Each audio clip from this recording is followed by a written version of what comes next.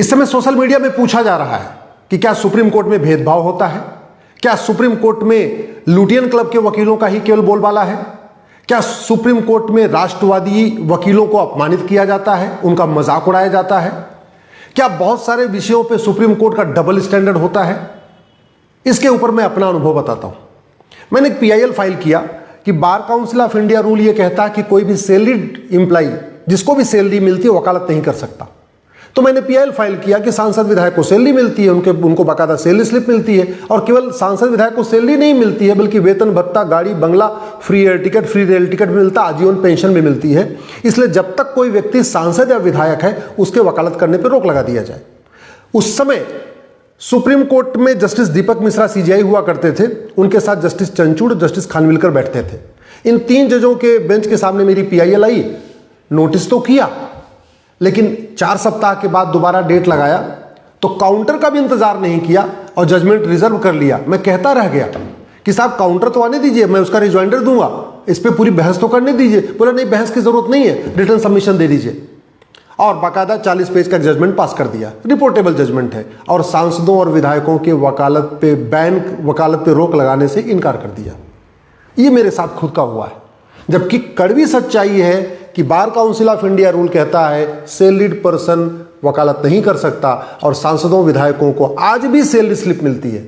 ऐसा नहीं कि पहले मिलती थी, आज भी मिलती है।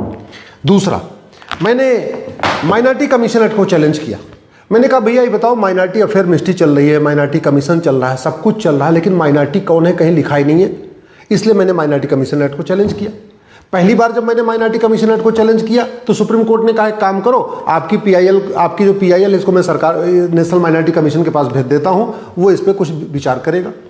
1 साल तक मैं बैठा रहा, कोई विचार नहीं हुआ। मैं फिर आया, मैंने कहा साहब कुछ नहीं हुआ। उन्होंने बोला अच्छा ठीक है, हम नेशनल माइनॉरिटी कमीशन को कहते हैं कि 3 महीने के अंदर कोई फैसला करे। 3 महीने में फैसला नहीं हुआ। फिर मैं अगले साल आया। जब मैं तीसरी बार आया सुप्रीम कोर्ट इस माइनॉरिटी कमीशन एक्ट को चैलेंज करने, तो जस्टिस नरीमन की बेंच ने कहा आप हाई कोर्ट चले जाओ। मैंने कहा साहब ये तो पूरे देश का मामला है, नेशन वाइड मामला है, ये कानून पार्लियामेंट में बना हुआ है, इसलिए हमको यहाँ सुन लीजिए। बोले नहीं, आप हाई कोर्ट जाओ। मैंने कहा मैं कितनी हाई कोर्ट जाऊंगा? बोले कोई बात नहीं, आप हाई कोर्ट जाओ। फिर मैं दिल्ली हाई कोर्ट गया, फिर देश के अलग अलग हाई कोर्ट में PIL फाइल हुई, और फिर वापस मैं सुप्रीम कोर्ट को लेके आया, क्योंकि कॉन्स्टिट्यूशन में एक प्रावधान है कि अगर एक ही इशू के ऊपर 2 से ज्यादा PIL हो अलग अलग हाई कोर्ट में तो आप सुप्रीम कोर्ट आ सकते हैं। तो कहने का मतलब इस माइनॉरिटी कमीशन एक्ट को चैलेंज करने के कारण लिए मुझे 3 बार सुप्रीम कोर्ट आना पड़ा, हाई कोर्ट जाना पड़ा, तब जाके ये मामला चल रहा है और आज तक डिसाइड भी नहीं हुआ। हमने माइनॉरिटी कमीशन एक्ट को चैलेंज कर रखा है। मैं बार बार कह रहा हूं पहले माइनॉरिटी को डिफाइन करिए, माइनॉरिटी को आइडेंटिफाई करने की गाइडलाइन बनाइए, उसके बाद जो करना है करिए। उस पर सुप्रीम कोर्ट ने आज तक सुनवाई नहीं किया। अलीगढ़ मुस्लिम यूनिवर्सिटी के लिए बाकायदा संविधान पीठ बना के अलीगढ़ मुस्लिम यूनिवर्सिटी को माइनॉरिटी का दर्जा दे दिया, और माइनॉरिटी का दर्जा जब दिया उस मैटर में मैं बार बार कहता रहा पहले माइनॉरिटी को डिफाइन करिए, लेकिन नहीं, माइनॉरिटी को डिफाइन नहीं करना। ये हुआ है सुप्रीम कोर्ट में। अब आप इसको डबल स्टैंडर्ड मान लीजिए, या सुप्रीम कोर्ट के कुछ जज डरते हैं, या सुप्रीम कोर्ट के कुछ जज आइडियोलॉजिकली कुछ और सोचते हैं, मुझे नहीं पता, ये आपका निर्णय है। जो फैक्ट है वो मैं आपके सामने रख रहा हूं। मैंने वक्फ एक्ट को चैलेंज किया, 1995 का वक्फ एक्ट। और उस समय जब मैंने चैलेंज किया था, उस समय भारत में वक्फ बोर्ड ने 20 लाख एकड़ जमीन पे कब्जा किया था। आज की डेट में तो 40 लाख एकड़ जमीन पे वक्फ बोर्ड का कब्जा हो गया। यानी अगर हमारी PIL की सुनवाई उसी समय हो गई होती और वक्फ बोर्ड के ऊपर फैसला आ चुका होता वक्फ एक्ट के ऊपर, तो कम से कम 20 लाख एकड़ जो फालतू जमीन कब्जा हो गई वो शायद बच जाती। लेकिन मैंने सुप्रीम कोर्ट ने कहा आप हाई कोर्ट जाओ। मैंने कहा साहब ये पार्लियामेंट का कानून है, लेकिन नहीं, हाई कोर्ट जाओ। मैं हाई कोर्ट गया, फिर देश के अलग अलग हाई कोर्ट में 150 PIL फाइल हुई। उसके बाद फिर वापस मैं इसको सुप्रीम कोर्ट लाने की कोशिश किया, तो बोला नहीं, हाई कोर्ट में चलने दो। जबकि कड़वी सच्चाई है, अभी जो सरकार ने 2025 में वक्फ एक्ट बनाया उसके खिलाफ 1 दर्जन PIL आई, तो सुप्रीम कोर्ट PIL फाइल हुई, तो सुप्रीम कोर्ट ने बाकायदा सुनवाई किया, एक्ट के ऊपर स्टे भी किया। स्टे करने के बाद कुछ एक प्रावधानों पे स्टे हटाया, कुछ एक प्रावधानों पे स्टे जारी रखा। ये कड़वी सच्चाई है। अब आप तय कर लीजिए कि क्या हमारे साथ भेदभाव हुआ, क्या मुझे अपमानित किया गया, क्या मेरा मजाक उड़ाया गया, या सुप्रीम कोर्ट डबल स्टैंडर्ड करता है, कुछ जज डबल स्टैंडर्ड रखते हैं। ये निर्णय आप करिए। मैंने आपको फैक्ट बता दिया कि मेरी PIL आज भी दिल्ली हाई कोर्ट में चल रही है। मैंने ट्रांसफर पिटीशन फाइल किया तो मेरी PIL को ट्रांसफर भी नहीं करने दिया, और आज भी पूरे देश भर में लगभग 150 PIL वक्फ एक्ट से संबंधित पड़ी हुई हैं। वहीं दूसरी तरफ 2025 वाले कानून को चैलेंज करने वाली 1 दर्जन से ज्यादा याचिकाओं पे सुप्रीम कोर्ट में सुनवाई हुई है। सुनवाई के दौरान मैंने कहा था साहब जो पूरे देश भर में 150 पिटीशन है उनको भी वापस वहीं यहीं बुला लीजिए, तो भी मना कर दिया। और ये काम जस्टिस गवई साहब ने किया था, ये कोई किसी और नहीं, क्योंकि PIL जनरली CJI के पास ही जाती है। मैंने place of worship act challenge किया। अयोध्या का जब मामला चल रहा था उसमें प्लेस ऑफ वर्शिप का कोई जिक्र ही नहीं था, टाइटल सूट था, वो कानून से बाहर था। लेकिन जबरदस्ती अयोध्या के जजमेंट में 4-5 para place of worship act पे लिखा गया। चलो ठीक है, फैसला आ गया। मैंने प्लेस ऑफ वर्शिप एक्ट को चैलेंज कर दिया। चैलेंज करने के बाद आज 5 साल बीत चुके हैं। 2020 मैंने चैलेंज किया था। आज तक कभी 5 जजों की बेंच बना के उस पर सुनवाई नहीं हुई, उसका फाइनल हियरिंग नहीं हुई। नतीजा ये है कि निचली अदालतों में बहुत सारे स्थानों पे जजेस जो है वो कंफ्यूज हैं कि ये प्लेस ऑफ वर्शिप एक्ट लागू होगा कि नहीं लागू होगा। ऐसे बहुत सारी जगह कंफ्यूजन बना हुआ है। ये प्लेस ऑफ वर्शिप एक्ट केवल और केवल बाबर, हुमायूं, तुगलक, गजनी, गोरी के इलीगल काम को लीगलाइज करने के लिए हुआ था। ये हुआ था जिससे हम उनके द्वारा तोड़े गए मंदिरों को वापस न ले सके। और ये सुप्रीम कोर्ट भी जानता है कि ये बाबर के, औरंगजेब के काम को जो इलीगल काम था उसको लीगलाइज करने के लिए बना है। लेकिन नहीं, बाकी और मामलों में 3 जजों की बेंच बनी, 5 जजों की बेंच बनी, 7 जजों की बेंच बनी। प्लेस ऑफ वर्शिप एक्ट के मामले में आज तक 5 जजों की बेंच नहीं बनी। तो फैसला आप करिए कि क्या भेदभाव होता है, क्या राष्ट्रवादियों को अपमानित किया जाता है, क्या यहाँ पे लुटियन क्लब के वकीलों का ही बोलबाला है, केवल उन्हीं की सुनी जाती है, ये फैसला आप करिए। राइट टू एजुकेशन एक्ट 2012 में जमीयत उलमा हिंद और पर्सनल लॉ बोर्ड के कहने पे इसमें सेक्शन 1 सब क्लास 4 और 5 जोड़ दिया गया और मदरसों को बाहर निकाल दिया गया। मैंने इसको चैलेंज किया। हमने कहा साहब राइट टू एजुकेशन का मतलब राइट टू इक्वल एजुकेशन होता है, इसलिए 8वीं तक सभी स्कूलों के लिए नियम कानून एक होना चाहिए, मदरसे बाहर नहीं होने चाहिए। मैंने PIL फाइल किया, सुप्रीम कोर्ट ने बोला हाईकोर्ट जाओ। कितने आश्चर्य की बात है। और वो मामला आज भी मेरा हाईकोर्ट में पेंडिंग पड़ा हुआ है। मैंने उसको ट्रांसफर करने की कोशिश किया तो ट्रांसफर भी नहीं हुआ, आज भी हाई कोर्ट में पड़ा हुआ है। कड़वी। और इसका सबसे बड़ा नुकसान क्या है कि जो माइनॉरिटी कमीशन एक्ट के दायरे में आते हैं उनको 25% रिजर्वेशन नहीं देना पड़ता। तो हो क्या रहा है, हिंदू जो स्कूल कॉलेज चला रहे हैं वो जानबूझ के अपने आप को बौद्ध लिख रहे हैं, वो अपने आप को जैन लिखना शुरू कर दिए हैं, वो अपने आप को सिख लिखना शुरू कर दिए हैं। क्यों? जिससे उनको 25% जो सीटें हैं वो गरीबों को न देना पड़े। अगर वो हिंदू रहेंगे तो उनको अपने स्कूल में 25% गरीबों को एडमिशन देना पड़ेगा, उनसे फीस नहीं लेना पड़ेगा। वहीं दूसरी तरफ अगर आप मुस्लिम हैं, आप क्रिश्चियन हैं, आप कुछ और हैं, माइनॉरिटी हैं, तो फिर आपको 25% रिजर्वेशन नहीं देना है, 25% गरीबों को एडमिशन नहीं देना है। ये चल रहा है भारत में, लेकिन इसके ऊपर सुप्रीम कोर्ट आंख बंद करके बैठा हुआ है। ऐसा डबल स्टैंडर्ड मैंने देखा नहीं। अगर ये डबल स्टैंडर्ड है कि नहीं आप खुद सोच लीजिए, लेकिन मेरे हिसाब से तो ऐसे मामलों पे तत्काल सुनवाई होनी चाहिए थी। और फिर इसमें बात आ गई कि माइनॉरिटी कौन है। सारी समस्याओं की जड़ में जब माइनॉरिटी शब्द आ रहा है तो एक बार तो पहले सुप्रीम कोर्ट को माइनॉरिटी को ही डिसाइड कर देना चाहिए।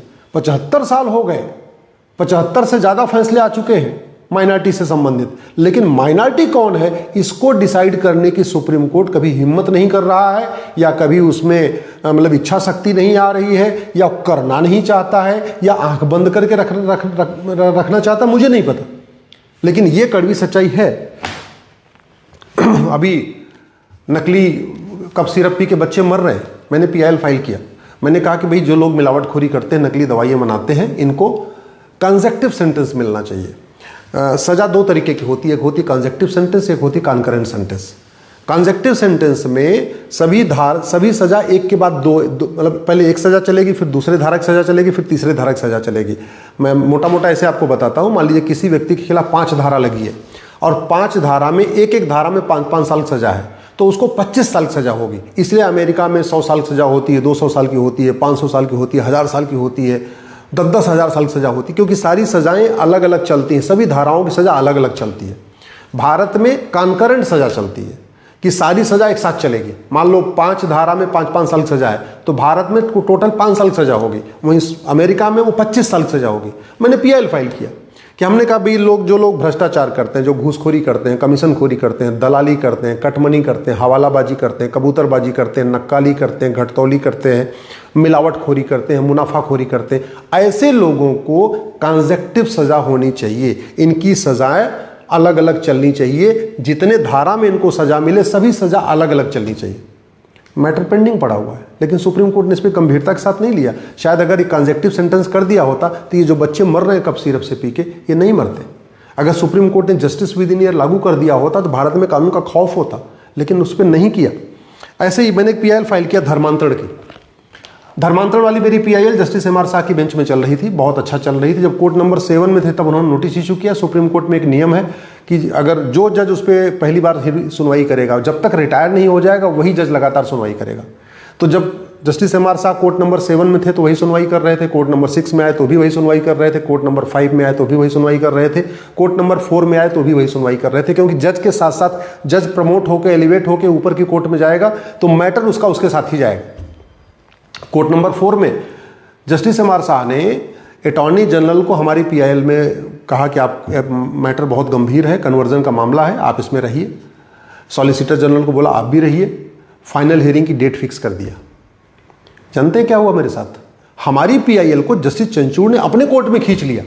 जब जस्टिस MR शाह ने फाइनल हियरिंग की डेट फिक्स कर दिया तो बाकायदा केस हंटिंग हो गई, बेंच हंटिंग हो गई। कभी ऐसा सुप्रीम कोर्ट के इतिहास में कभी हुआ नहीं था कि जज के रिटायर होने के पहले उसका केस किसी और जज के यहाँ चला जाए, लेकिन जस्टिस चंचूड़ ने काम किया। ये मेरे साथ हुआ है, मैं अपना अनुभव बता रहा हूँ। अब आप खुद ही सोच लीजिए कि ये भेदभाव होता है कि क्या होता है, कैसे चलता है। इसी तरीके से मैंने सेकुलर शब्द को चैलेंज किया। मैंने कहा भाई जब इमरजेंसी गलत है तो इमरजेंसी के द्वारा किया गया कार्य भी गलत है। बहुत सारे उसमें मैंने आर्गूमेंट रखे थे। मैंने यहाँ तक कहा था कि मार्च 76 में लोकसभा का टेन्योर पूरा हो गया, सेकुलर शब्द नवंबर 76 में जोड़ा गया लोकसभा खत्म होने के बाद। तो ऐसे कंडीशन में ये पूरा जो सेकुलर शब्द जोड़ा गया ये प्रोसेस ही गलत है। मैं सेकुलर शब्द के खिलाफ नहीं हूँ, मैं सेकुलरिज्म के खिलाफ नहीं हूँ, लेकिन जिस तरीके से प्रियम्बल में जोड़ा गया ये गलत है। और उसके खिलाफ उस पर बड़ी करीब 20 और भी आर्ग्यूमेंट है। मैं अगर बताऊंगा तो बहुत लंबा टाइम हो जाएगा, अलग से मैंने उस पर चर्चा किया। मैटर को रिजर्व रखा, सालों तक रिजर्व कोर्ट में रखा, नोटिस जारी नहीं किया, सरकार की ओपिनियन भी नहीं लिया कि भाई सरकार क्या चाहती है, कि ठीक है कि गलत है। जबकि लोकसभा में इमरजेंसी के खिलाफ प्रस्ताव भी पारित हो गया था कि भाई इमरजेंसी गलत है, इमरजेंसी गलत है तो इमरजेंसी के द्वारा संविधान किया गया संविधान संशोधन भी गलत है। लेकिन नहीं, 50 पन्ने का जजमेंट पास कर दिया और दाएं बाएं लिखते लिखते उसको जस्टिफाई कर दिया कि नहीं अब तो 50 साल बीत चुके हैं, अब क्या होगा, अब कोई मतलब नहीं इस पर सुनवाई करने का। ऐसे दूसरा और उदाहरण देता हूं, कश्मीर में नरसंहार हुआ, PIL फाइल हुई कि भाई SIT की जांच होनी चाहिए। बोले अब इतना लंबा हो गया, अब क्या जरूरत है, अब तो छोड़। हालांकि उसके बाद कश्मीर में नरसंहार 1990 में हुआ था, सिखों का नरसंहार 1984 में हुआ था। कश्मीर में नरसंहार जो हुआ उसकी जो PIL फाइल हुई सुप्रीम कोर्ट ने रिजेक्ट किया। उसके बाद सिखों के नरसंहार की PIL फाइल हुई SIT करने की, सुप्रीम कोर्ट ने SIT का आदेश दिया। ये हुआ है, मैं स्वागत करता हूं कि 84 में सिखों का नरसंहार हुआ, उस पर SIT बनी। लेकिन 1990 में जो हिंदुओं का नरसंहार हुआ उस पर सुप्रीम कोर्ट ने अपने हाथ क्यों खड़े कर दिए? ये चीजें हैं जो कहीं न कहीं सवाल खड़ा करती हैं। मैंने PIL फाइल किया कि मंदिरों को कंट्रोल किया जाए। मंदिर जो सरकार के हाथ में मंदिर कंट्रोल में, वो सरकार के कंट्रोल से बाहर होने चाहिए। सुप्रीम कोर्ट ने कहा नहीं आप हाई कोर्ट जाओ। पहले तो बोला इससे आपका क्या काम है, जो लोग अफेक्टेड। अरे साहब हमने कहा अफेक्टेड है, हमने कहा कोई एक भी मस्जिद सरकार के कंट्रोल में नहीं, एक भी चर्च सरकार के कंट्रोल में नहीं, लाखों मंदिर सरकार के कंट्रोल में है। तो इस कानून को मैंने चुनौती दी। सुप्रीम कोर्ट ने हाई कोर्ट जाओ। मतलब ये हो रहा है। अब आप खुद सोच लीजिए कि भेदभाव हो रहा है कि नहीं हो रहा है। ऐसे ही हेट स्पीच, मैंने PIL फाइल किया, अब जी हेट स्पीच को डिफाइन कर दो। भारत में खूब हेट स्पीच की बात होती है, हेट स्पीच। सच्चाई है कि किसी कानून में हेट स्पीच लिखा ही नहीं है। हेट स्पीच क्या होता कहीं डिफाइन नहीं। तो मैंने PIL फाइल किया कि हमने कहा काम करो, पहले आप हेट स्पीच को डिफाइन कर दो, जिससे जो सेलेक्टिव अप्रोच है खत्म हो जाएगी। वो PIL आज तक पेंडिंग हुए। सुप्रीम कोर्ट ने आज तक हेट स्पीच को डिफाइन करने के बारे में अपना कोई प्रयास नहीं किया। नूपुर शर्मा ने कुछ कह दिया तो सुप्रीम कोर्ट ने कहा अरे आप तो देश को उबालना चाहती हैं, आप तो ये करना चाहती हैं, वो करना चाहती हैं। ब्रह्मा विष्णु महेश के बारे में आए दिन सार्वजनिक टिप्पणियां की जाती हैं। भगवान राम कृष्ण परशुराम के बारे में आए दिन सार्वजनिक टिप्पणी की जाती है। हमारे वेद के बारे में, उपनिषद के बारे में, हमारे रामायण के बारे में, हमें गीता के बारे में आए दिन सार्वजनिक टिप्पणियां की जाती हैं। आए दिन मनुस्मृति को जलाया जाता है। दुनिया भर की गलत व्याख्या कर करके लोग बोलते रहते हैं, वो फ्रीडम ऑफ स्पीच होता है, उस पर कोई चिंता नहीं। एक आदमी कह रहा था सनातन डेंगू है, मलेरिया है, वो भी ठीक है। एक आदमी बोला 15 मिनट के लिए पुलिस हटा लो, हिंदुस्तान से हिंदुओं को खत्म कर दूंगा, वो भी विधायक बन के बैठा हुआ है। जलीकट्टू में सुप्रीम कोर्ट का मानना है कि नहीं ये तो जानवरों पे हिंसा है, लेकिन बकरीद में जहां गला रेत रेत के काटा जाता है, सुप्रीम कोर्ट को लगता नहीं ये तो हिंसा नहीं, ये तो फ्रीडम ऑफ रिलीजन है। इसी तरीके से दही हांडी में लोगों को लगता है नहीं है, लोगों के जीवन को खतरा है। वहीं दूसरी तरफ मुहर्रम में लोग छाती पीटते रहते हैं, खूब खून खराबा, खून भी निकलता रहता है। सुप्रीम कोर्ट को लगता नहीं है तो फ्रीडम ऑफ रिलीजन है। ऐसे ही सबरीमाला के में महिलाएं जानी चाहिए। सुप्रीम कोर्ट ने कभी पूछने की हिम्मत नहीं किया कि भारत में ऐसी कितनी दरगाहें हैं जहां महिलाओं की इजाज़त नहीं है, भारत में इतने कितने चर्च हैं जहां महिलाओं की इजाज़त नहीं है जाने की। कहीं न कहीं जाने अनजाने मुझे भी कुछ भेदभाव दिखाई पड़ता है। कहीं न कहीं जाने अनजाने कुछ जज लुटियन क्लब के वकीलों के दबाव में रहते हैं, ऐसा मुझे भी लगता है, क्योंकि उनके बिहेवियर से लगता है। और जहाँ तक मेरे साथ है, मेरा तो बहुत मजाक उड़ाया गया, मुझे बहुत अपमानित किया गया। शायद मैंने पेशेंस नहीं खोया, अगर मैंने पेशेंस खोया होता शायद आज भी मैं सुप्रीम कोर्ट में वकालत नहीं करता, लेकिन मैं अपना कहते नहीं अपमान के घूंट पीता रहा। लोगों की मजाक मैं देख रहा था, मेरी मजाक उड़ा रहे हैं, फिर भी मैं उनको चुपचाप बर्दाश्त करता रहा।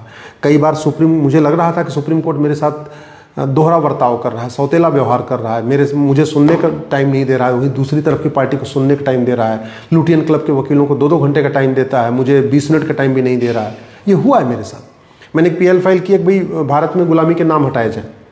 वो जज साहब जस्टिस जोसेफ थे, तो बोले आप तो देश को उबालना चाहते हैं। हमने कहा साहब मैं बाबर हुमायूं तुगलक गजनी गोरी के नाम हटाने की बात कर रहा हूँ, इस सब देश से क्या लेना देना। नहीं बोले आप तो मुसलमानों के, ये तो मुस्लिम विरोधी हो गया। हमने कहा बाबर हुमायूं तुगलक गजनी गोरी का मुसलमानों से क्या लेना देना।